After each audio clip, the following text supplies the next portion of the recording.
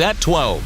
The news at noon starts right now. Well, it is hot and dry, but here in South Central Texas, we know things can change in a matter of hours or maybe minutes. That's right, definitely. And our weather team is tracking that rain potential that could affect you this week, and those storm chances start ramping up tonight. Let's check in with meteorologist Sarah Spivey, who's following all of this for us. Sarah. Well, good afternoon, guys. Yes, we are expecting some rounds of rain throughout South Central Texas in the coming days. Kind of like the last rainfall event that we had, although I don't think we're going to get quite as much rain as the last rainfall event. Let's go ahead and take a look outside right now. It is pretty warm out there. Temperatures are already in the upper 80s, rather near 90 degrees. It feels like 95 out there though because of the high humidity. And as we take a look at the satellite and radar, you can see that we do have a couple of patchy showers out here near Victoria. I do think we could see a couple of showers push into the Kennedy Karnes County area. And speaking of Kennedy, in studio watching us live is Kennedy Middle School. I think you can probably hear them. That's the ACE summer program there. So yeah, Kennedy, you guys might get a couple of showers here in the next hour. Otherwise, we're just looking at some puffy cumulus clouds here in San Antonio. 20% chance for a stray shower or storm. 97 for the high, feeling like 103 this afternoon. It'll be mild tonight, but starting tonight, we're going to see daily possibilities of rain through Friday. The highest chance will be Wednesday and Wednesday night. And when we're talking about rainfall amounts, we could see widespread about an inch with a few locations seeing up to 3 inches of rain. I'll tell you what you need to know for the potential for severe weather coming up in just a bit. Courtney. Thanks so much, Sarah.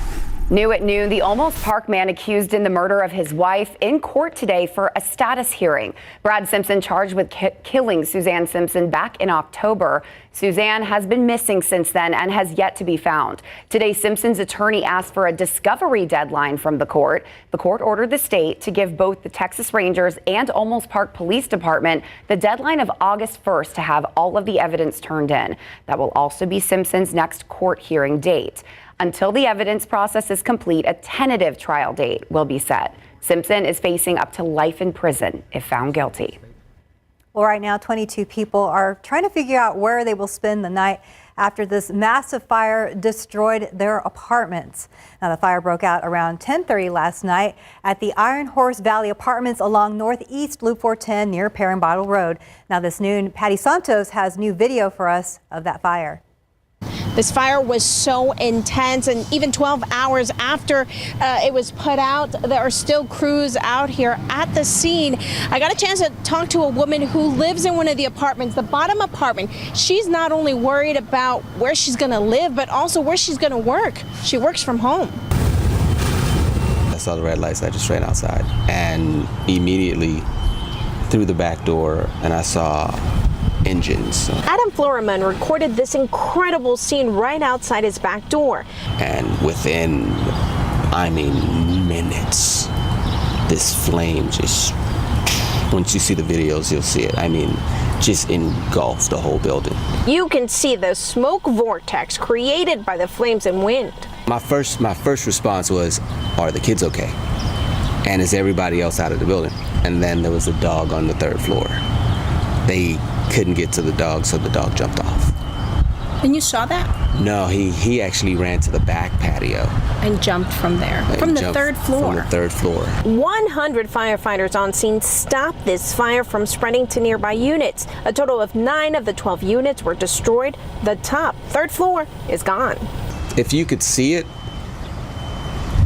it's heart-wrenching. And it was crazy as they were putting the fire out, you could see this guy come running into the video, and he is about to run. I'm talking full flames into this building looking for his kids.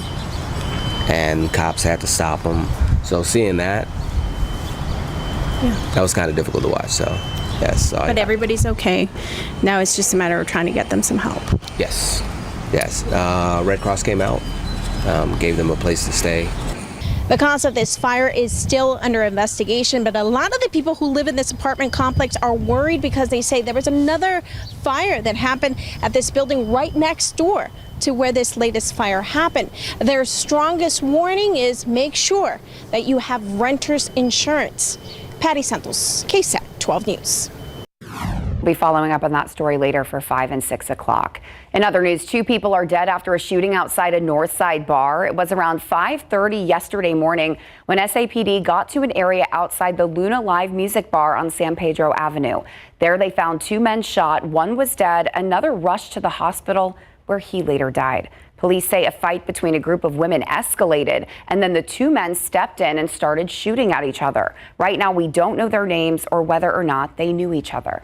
Immigrants are welcome here! Immigrants are welcome here! Well, that was a message heard downtown this weekend just after Sunday Mass at San Fernando Cathedral, where hundreds gathered in front of City Hall protesting recent ICE activity that's happening right here in San Antonio. Activists there highlighted arrests made outside immigration hearings. Governor Greg Abbott says these are part of the, quote, organized legal immigration process.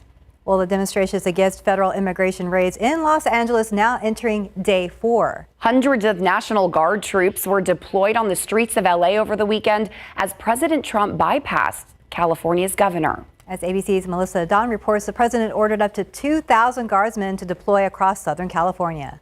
The anti-ICE protest in Los Angeles heating up after President Trump deployed National Guard troops bypassing California Governor Gavin Newsom. The demonstrations first starting after immigration authorities conducted a series of sweeps, arresting more than 100 people on Friday. LA's police chief says most of the protests in the city have been peaceful. He calls the scattered violence disgusting. Tonight we had individuals out there shooting commercial-grade fireworks at our officers. That can kill you. Police on horseback seen here as a firework explodes in front of them. The LAPD says multiple officers were injured when 2 people on motorcycles tried to crash through a police line. ABC's Matt Gutman was there as it happened. Just moments ago, there's some projectiles being thrown. Just moments ago, a motorcycle seemed to try to break through the police skirmish line. Now that motorcycle is being hauled in here.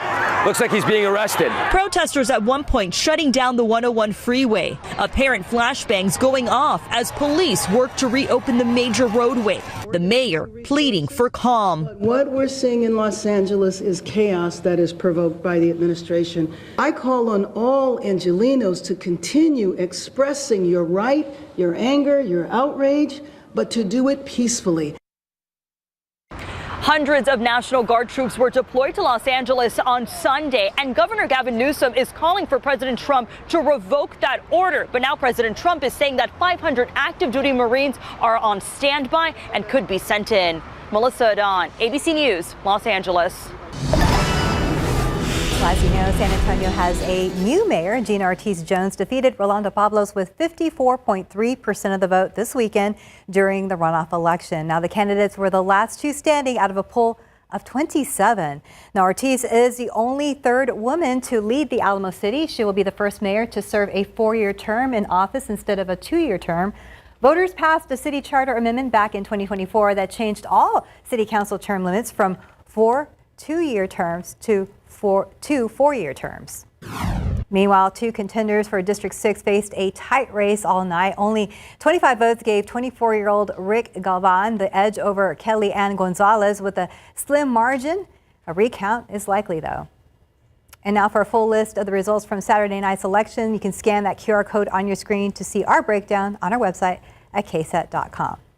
Well, June is Men's Health Awareness Month, and WellMed is offering free heart and blood pressure checks this Wednesday from 2 to 4 at their Stone Oak Clinic. High blood pressure is known as the silent killer and is one of the most common yet life-threatening issues in men, especially if they have a family history for the condition. Uncontrolled hypertension can lead to heart disease. It can also lead to a stroke and also kidney problems. So many reasons why you must control your blood pressure.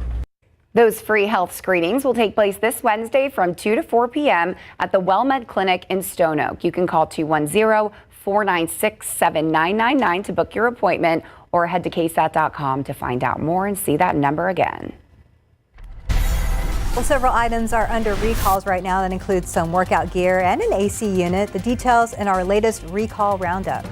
And video games have been a popular pastime for kids since the days of Pong, and games were are growing more complex. Users have to learn to keep up. How those skills could translate into the real world benefits.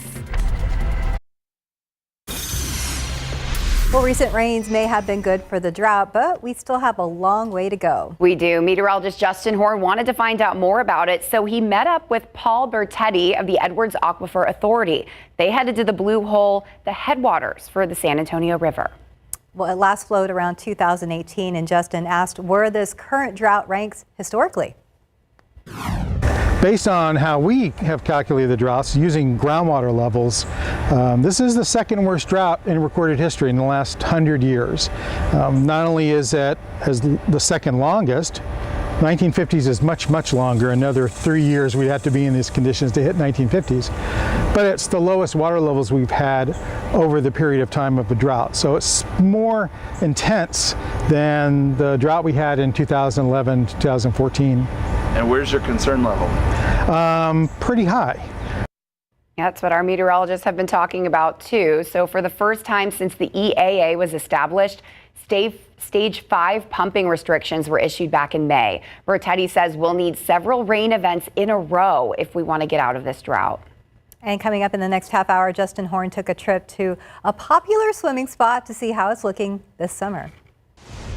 Heading outside with live cam, 85 degrees, feels way hotter than that. But the main thing, Sarah, is we need that rain because of stories just like that. Absolutely. And I love that insight, right? So, we think of the 2011, 2014 drought as kind of the worst drought in recent history. But to know that this drought is just the second worst in 100 years, according to the EAA, wow, we need rain. And the good news is we do have rain in our forecast this week. That'll probably cause the pollen count to shake up a bit. Right now, though, the pollen count shows that molds are low at 200. The aquifer, though, has fallen more than half a foot in the last 24 hours, so it needs a good drink of water. Here's a look at storm chances. You can see that they'll peak Tuesday night through Wednesday night. But even tonight, we have a chance for some storms to make it out from the West Texas wild card. I'll tell you what I mean coming up.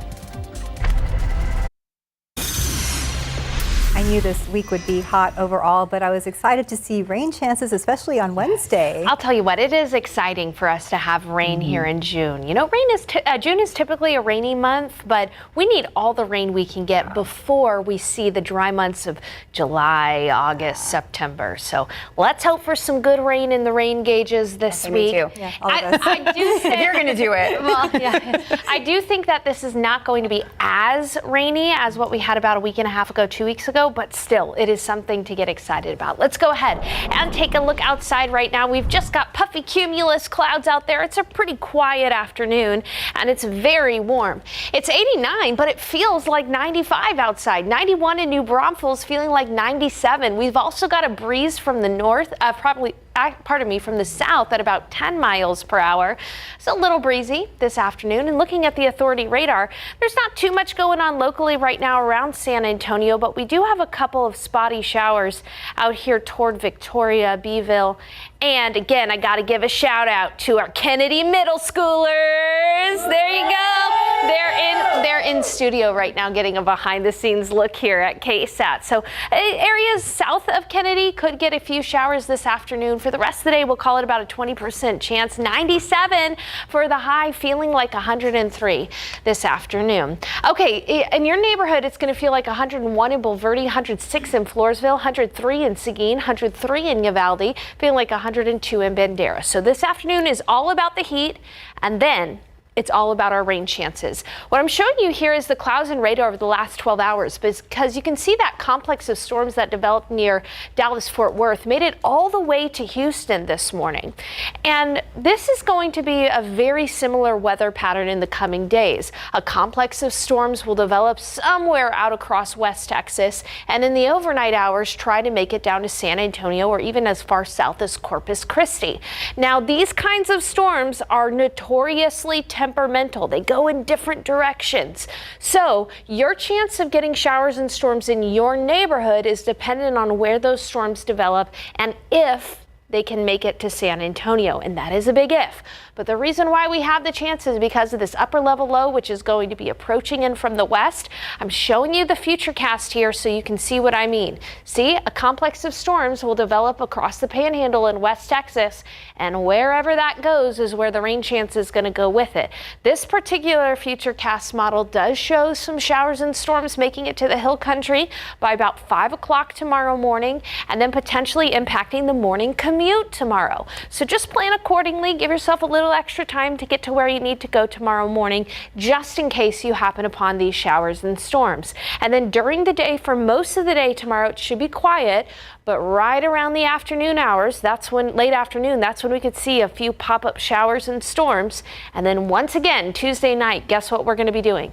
Looking out west to see if showers and storms make it to San Antonio. I think there's a stronger chance for the storms to make it Tuesday night into Wednesday morning here in San Antonio in the hill country. That is entirely possible for us on Wednesday as well. So when we put everything together for you, a chance for showers and storms through Friday, particularly Tuesday night through Thursday is the highest chance.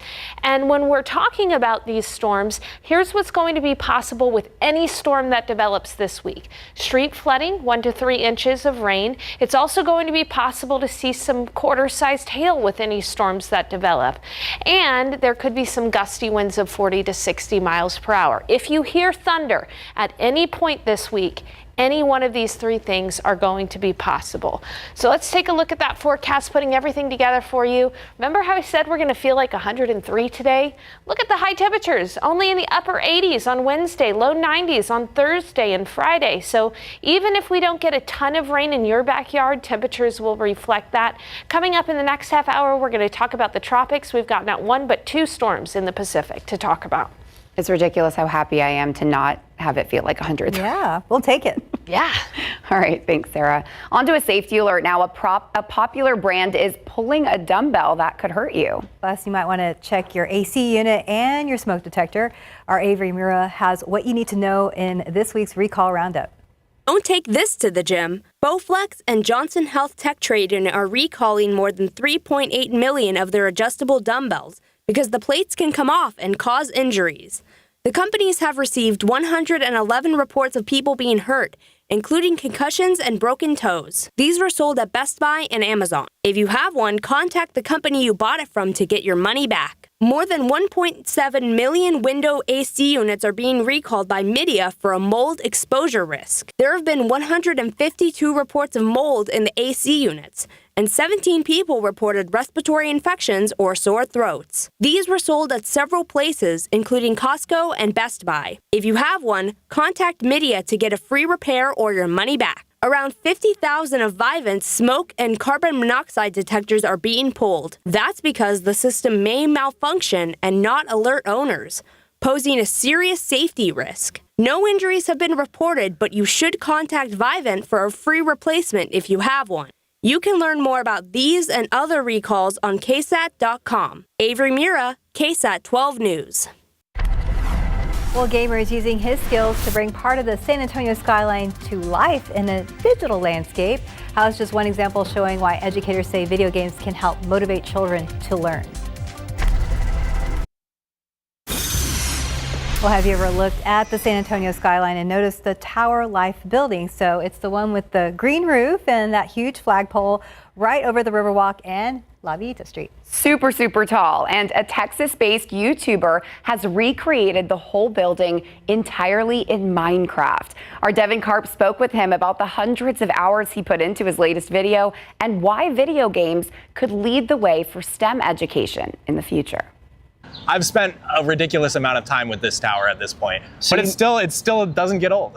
Eric might not have the typical qualifications to be an engineer, but what he does have is a background in art history, years of experience playing Minecraft, and a YouTube channel built on a dream. I'm always trying to one-up myself and go bigger and bigger, and basically just share my creativity with people at the end of the day. He runs Mog Swamp, a channel with more than 2.5 million subscribers, and has spent a year carefully researching, modeling, and crafting a replica of the Tower Life building in San Antonio, the 5th largest structure in the city, all on Minecraft. Right away, I just fell in love with the building. You can see it from so far away. Anywhere you're at in the city, you can see this building, and for me, it was the green terracotta roof just poking out. I was like, just so intrigued by it. That intrigue turned into an obsession, spending more than 500 hours to craft every architectural detail as precisely as he could. And it's something that has teachers excited too. I really loved seeing this Minecraft professional be able to highlight our city. Giselle works at the San Antonio Museum of Science and Technology and says STEM educators across the nation are looking to video games to help encourage kids who want to learn. The program that we use here is we use a special kind of Minecraft called Minecraft Education, where it helps bridge the gap with other subjects as well. So not just engineering, but chemistry, cybersecurity, and plenty of other things as well. So I love that this is a wonderful tool that not only kids get excited about, but are engaged in being able to learn topics that maybe otherwise wouldn't have been so exciting. I know it's so backwards, but I see it and I'm like, hey, the thing from my world is in real life instead of the other way around. This is far from Eric's first build or his last. He says he hopes somewhere out there, someone can start thinking outside the box and inside the blocks. I think it's a good almost metaphor for anything in life. It's like if you can just spend the time and really commit to it, you can accomplish really your wildest dreams. Devin Karp, KSAT 12 News. I think we said earlier in the newsroom, gaming for good. Yeah. Which I love. That is inspirational. It really is. Great job to him. All right, more and more young girls getting into skincare. And while the trend could be harmless, some popular products should stay out of smaller hands. What research is saying about the beauty products parents might need to leave on store shelves. Well, this afternoon we are getting a look at what used to be a hugely popular spot in the Hill Country, or at least it was. So we're talking about Jacob's Well near Wimberley. The area is famous for its deep cave full of beautiful blue water, but the problem is, as you can see, a lot of that water isn't there anymore. Justin Horn checked it out. We're heading down what we like to call the Cedar Stairs down to Jacob's Well. Back in the day, even like 10, 15 years ago, I think Jacob's Well was this kind of better kept secret, but man, I think about 10 years ago we ended up in an in-flight magazine, and things have just been really different since then. Yeah, well, it is beautiful. It's gorgeous. All right, here it is. So that is Jacob's Well. It is a big artesian spring. A normal flow rate for us is about 4 cubic feet per second, or about 2 million gallons of water per day. So this is a little treat for you and me today. If you guys had come even a few days ago, you wouldn't have seen any water flowing. How long has it been since folks have been able to swim in this? It's been since about June of 2022. Wow. We opened like normal that summer, thinking we were getting ourselves into a normal swim season, but by the end of June, we noticed something was kind of wrong. We have equipment in the well that shows us how much the well is flowing. And when we checked on that equipment, sure enough, the well was starting to slow down to a rate that we were not used to. We've never really bounced back. I'm standing on the famous rock that people use as a diving board to jump in Jacob's Well. And while there's a little more water here today than there usually is, it's still not safe enough to jump in as much as I would like to. But from this vantage point, you can see just how deep this cave is and how beautiful Jacob's Well truly is. On a great day, you can see into the spring about 30 feet down. You can actually see a shelf.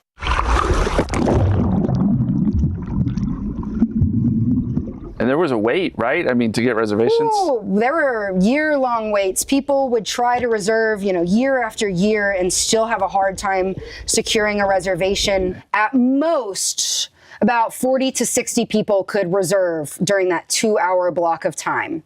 You could possibly come down here and there'd be about 50 people with water access and tons more hikers all up around the rock ledges. Jacob's Well didn't quit flowing through the 1950s though, like it did this time.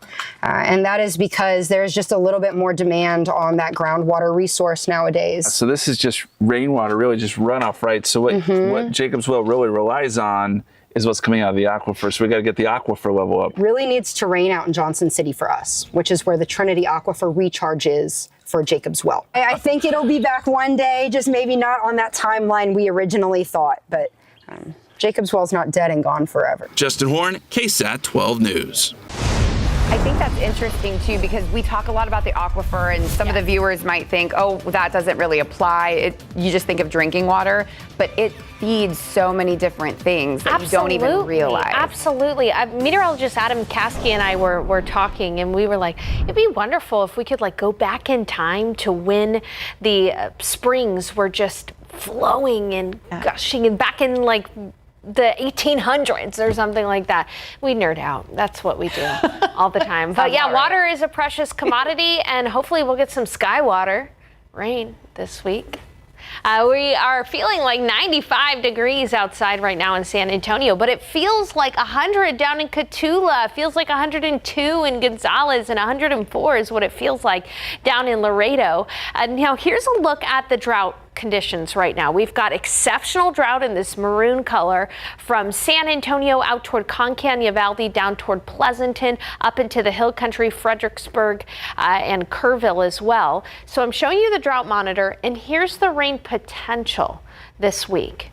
We could potentially see some of this fall on some of the areas that are experiencing the most extreme drought, including here in San Antonio. We could see anywhere from 1 to 3 inches of rain. So coming up in the forecast, we're going to talk about when rain is most likely and if there's any risk for severe weather, in addition to showers and storms. Details coming up. Thank you, Sarah. Where Israel's blockade of Gaza may have been partially lifted and a new U.S.-backed plan to deliver aid has begun. However, people in Gaza are still struggling. Restrictions imposed by the Israeli military on aid routes is to stop the flow of arms by Hamas. But airstrikes, a lack of security, and the continuous displacement of tens of thousands of people are aggravating an already difficult situation. The UN says the supplies that do get in risk getting looted. Aid groups say half of the community kitchens in Gaza have been forced to stop cooking due to the lack of supplies or displacement orders. Meantime, a lack of fuel threatens to close hospitals that are still operating. What was meant to be a savings for the government is instead costing the government millions of dollars each month. That's according to the union that represents U.S. Department of Education employees. The agency is paying more than $7 million a month to employees on administrative leave. The Education Department laid off roughly 1,300 people in March, and hundreds more took voluntary buyouts. The firings were part of President Donald Trump's larger plan to dismantle the Department of Education. But a May federal court decision blocked the White House's plans to shut down the agency. The workers were reinstated and placed on administrative leave, meaning they are employed but not allowed to work as those lawsuits continue.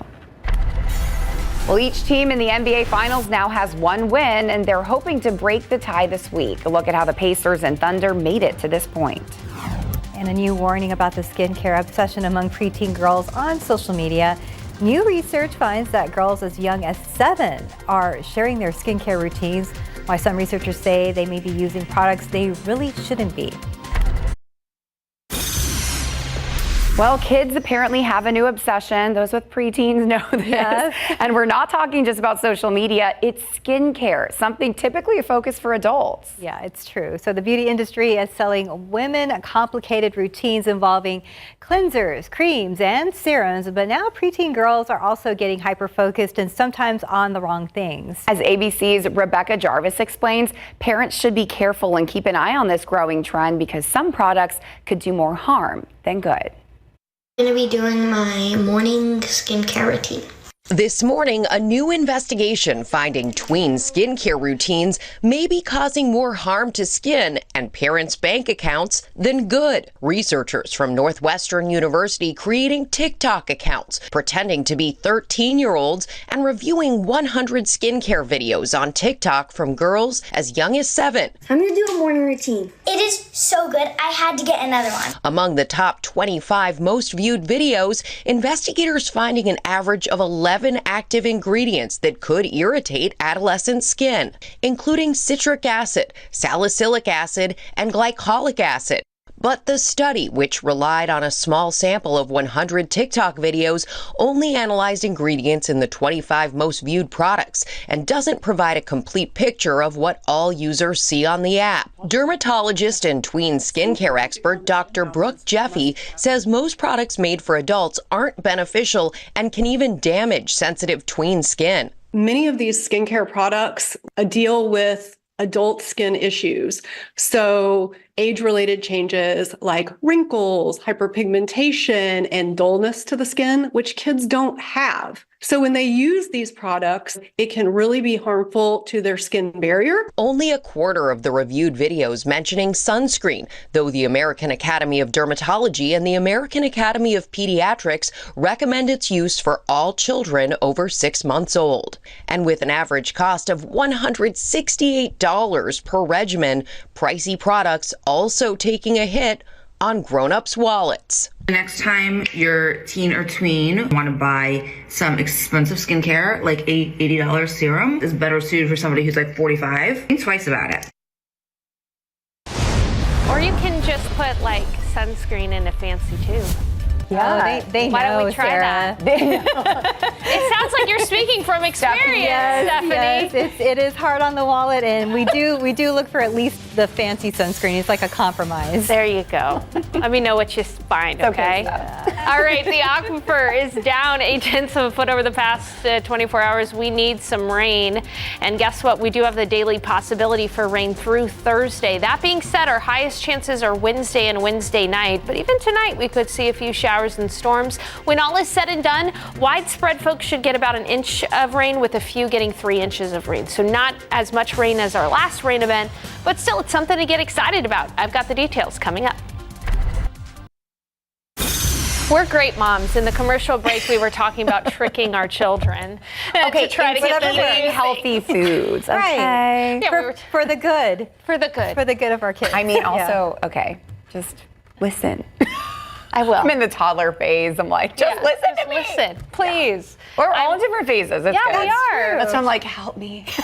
And I'm like, help me. And I'm like, good luck. That's so funny. It's going to be okay. All right. This is how I feel about the weather. Yeah, it's going to be okay. Is it? We're in the middle of a really bad drought right now, but most of the time our droughts end eventually. Okay, so we do have a chance for rain, though, this week, so that's good news. I do want to start with the tropics because it's hurricane season.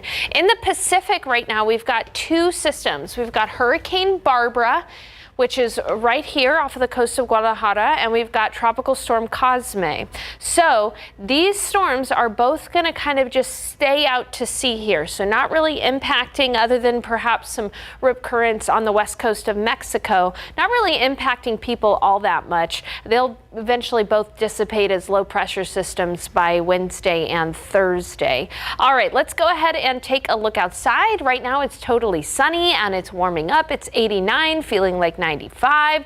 It's 91 in New Braunfels, feeling like 97. We've also got a breeze from the southeast at about 15 miles per hour, so at least a little bit of a breeze in the shade. And for the rest of the day, we'll be seeing high temperature of 97, feeling like 103. There's a small chance for a stray shower or storm during the day today, but really today's all about that heat, feeling like 103 to 104 in many neighborhoods out there. All right, let's go ahead and take a look at the clouds and radar, because this is an important graphic I'm showing you, because notice that yesterday storms developed across North Texas and made it all the way to Houston by the morning. Now they fell apart quite a bit before they made it there, but this kind of weather pattern of having storms develop out west and attempting to make it to San Antonio is going to be the weather pattern we're going to be stuck in over the next several days, all because of this low pressure system, which will eventually be moving into Texas. So as I show you the future cast, tonight we'll watch for a complex of storms developing out near Lubbock, Ozona, Fort Stockton, San Angelo, and this is going to try to make it to San Antonio by the start of the morning tomorrow. There's the potential that it could fall apart before it makes it to us, but there's also the potential that it could make it to us. And by, again, the morning commute. So just plan accordingly right now. Give yourself a little extra time to go to where you need to go tomorrow.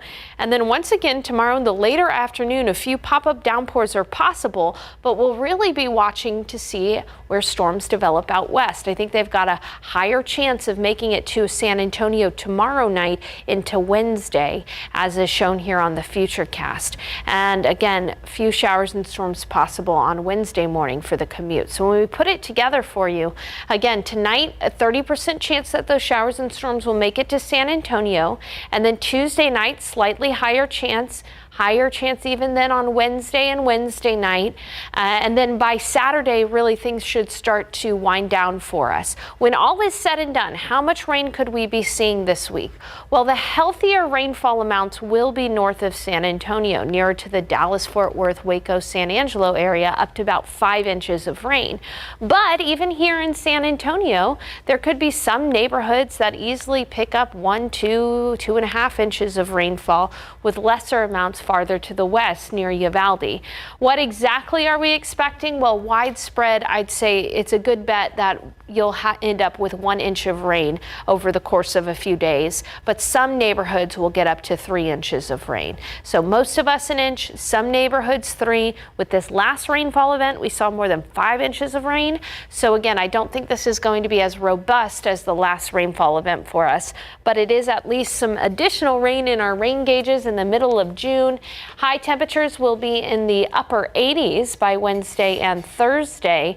And so things are looking pretty good for us in our forecast in the next few days. If you're curious about Father's Day weekend, it does look like we are going to see temperatures in the mid 90s. And the good news is that rain chances should be out of there by Sunday for any Father's Day grilling expeditions that are going on. It can be. That's what they are. They're expeditions. They're up at like 5 o'clock in the morning. This is true. Thank you, Sarah.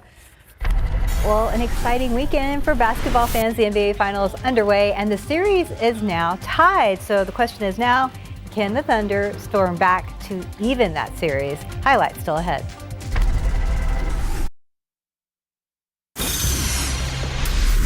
Now to the NBA Finals. The series is now tied. The Thunder bounced back in Game 2 against the Pacers.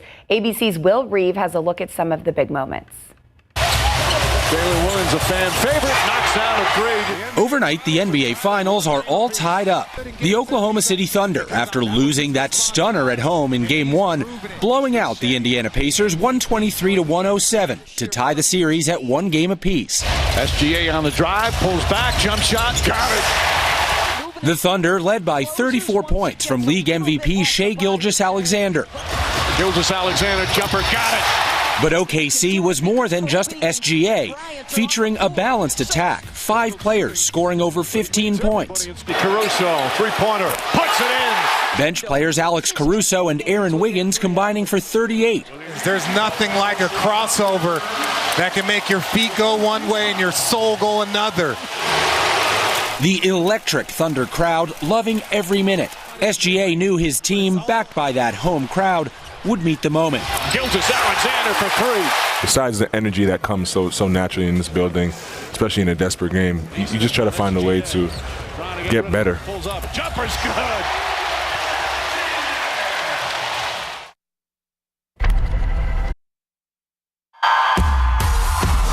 It's time, America. Don't stop the party. The official kickoff to summer starts now with the GMA Summer Concert Series. Your mornings have never rocked out like this. We're taking it step by step. Ooh, baby, really want you in my world. New Kids on the Block are taking over. Let's do it. Cause I was thinking that a little white tank top sitting right there. Dierks Bentley is in the house. Can't wait to see you. Just bear with me. You gotta bear with me. Then the Rose from Harlem, Tiana Taylor, is here. No pressure. But don't you feel it to confess I loved you from the start. And Leve is starting her morning with us. nothing says good morning like Good Charlotte.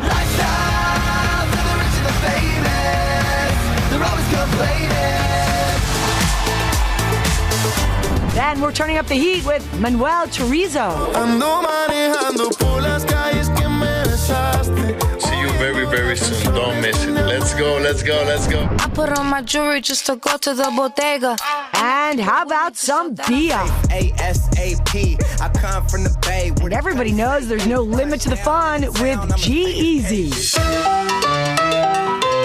And let the music move your feet.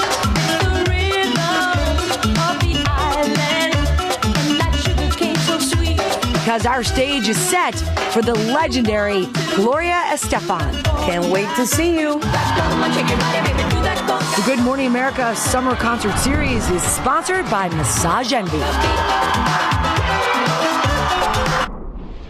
All right, with any showers and storms this week, with any storms that develop, this will be possible. Street flooding of 1 to 3 inches is the primary threat this week, but there could be some hail up to the size of quarters, and then also gusty winds 40 to 60 miles per hour. But hey, we need the rain.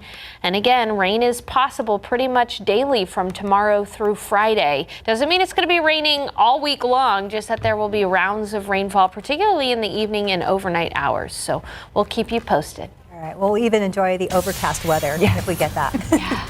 Goodness, so hot. I know. Thank you so much for watching. Have a good day.